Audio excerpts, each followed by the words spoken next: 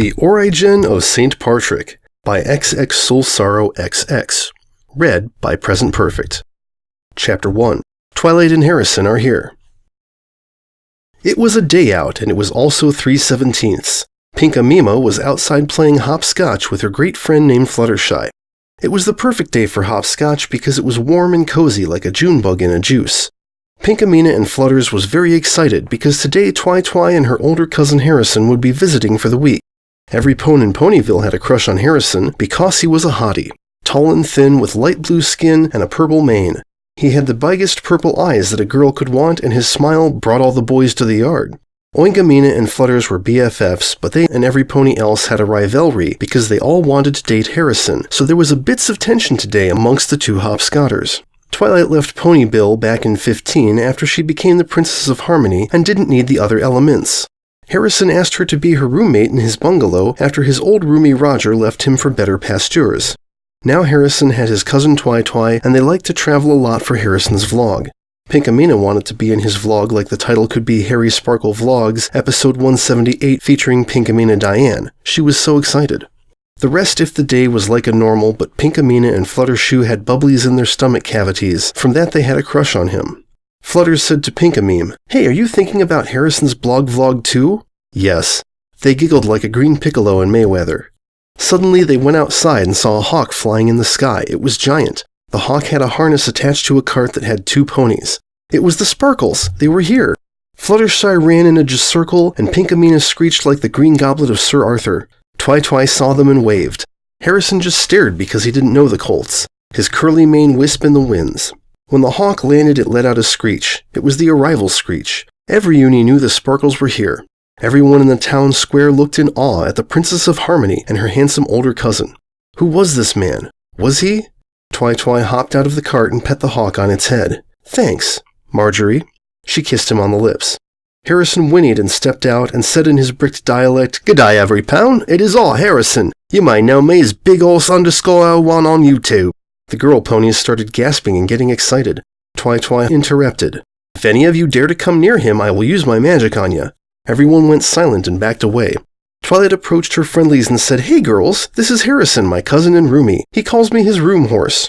The Pinkamina and Fluttershy said, "Hi Harrison." Harrison smiled and said, "Hey ladies, looking glam." And they smiled. T.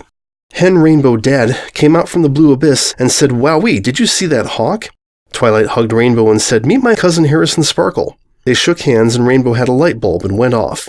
"Guys, let's go to Sugar Cube Corn." So they went. Chapter 2. Rainbow Napped.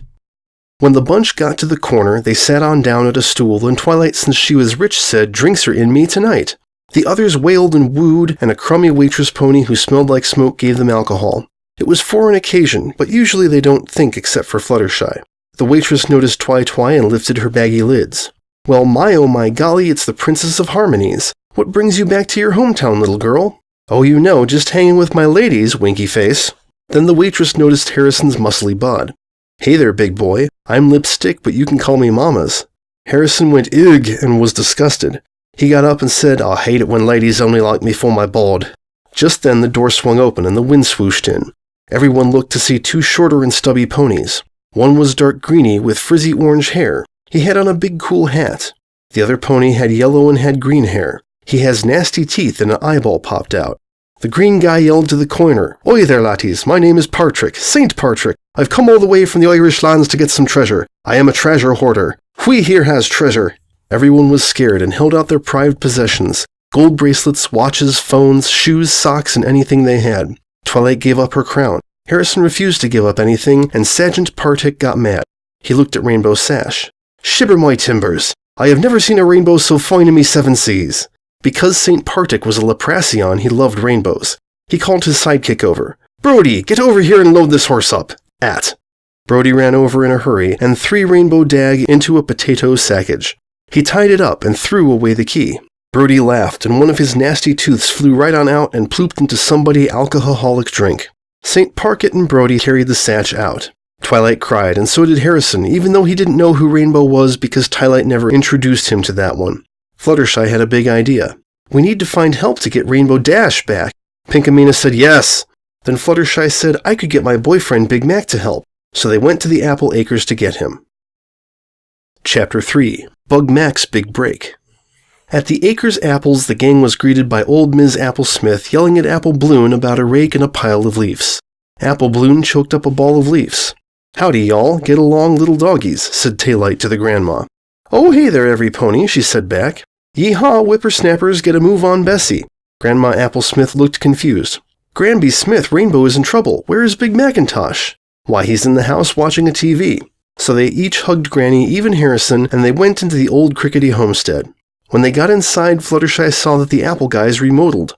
There was a hot dog rotisserie in the kitchen and a Wii U in the living room, and some other furniture.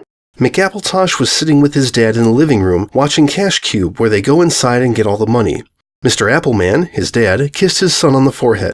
"Thanks, Dad," Tosh said back. He noticed Fluttershy and the gang. "Hey, homies, what's fly?" Twilight was in a panic. Pinkamena yelled, "Big Max, there is trouble. There is a leprechaun that stole Rainbow Dash and..." Then Big stood up and said, "GTG, Daddy-O, I've got to save rainbows." "Isn't that the girl pony you like?" Big Mac shoo-shooed him and he ran off with his buds. They gallop wild and free like the horses they truly are. They ran and run and run and run even more until they saw the two guys with the sackle. Big Mac dropped his hat and started to cry. Inside he loved Rainbow and didn't want her to be hurt. But could he save his love? What if he couldn't? It would be a risk. "Well, who's this beefy boy?" St. Partrick said when he saw the Mac. Mac said, "I am Big Macintosh Appleman.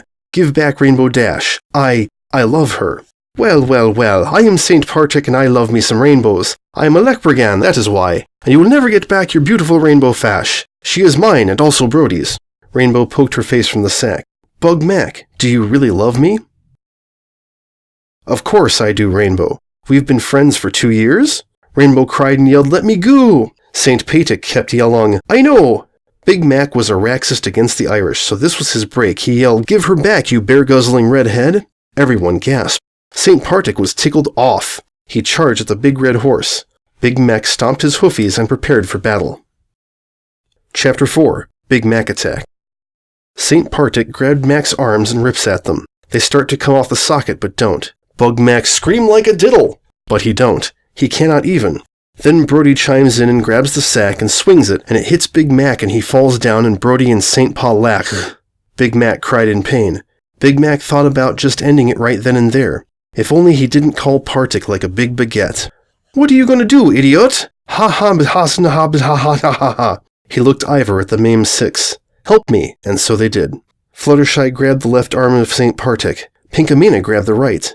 Twilight grabbed one leggy and Harrison grabbed the other leggy. Then Big Mac spit in his face and the ponies pulled him off. Brody was still there, but he couldn't fight, so it didn't matter. They ponies dragged St. Partrick to the ledge of Ponyville and throw him off. He tumbled down with cracked bones like crack, and he yelled, "Ouchie mama!" Then they wanted to throw Brody down too, but instead he went with Harrison. Harrison wanted him to get a chance at life.